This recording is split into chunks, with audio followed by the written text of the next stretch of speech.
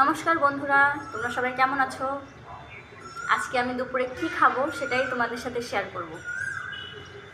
দেখো, এখানে আমি অলরেডি থালাটা গুছিয়ে ফেলেছি।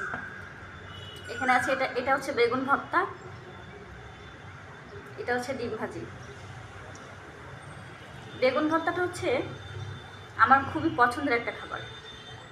শুধু বেগুন ভর্তা না, আমি সব রকমের ভর্তাই পছন্দ করি। তোমার বেগুন ভর্তা, শুটকি ভর্তা, আলু ভর্তা, ডাল ভর্তা, তারপরে কচু ভর্তা,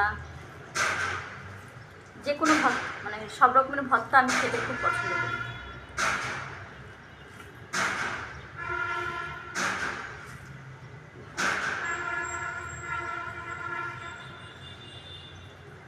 সাধারণত ভর্তা কম বেশি সবাই খেতে পছন্দ করে।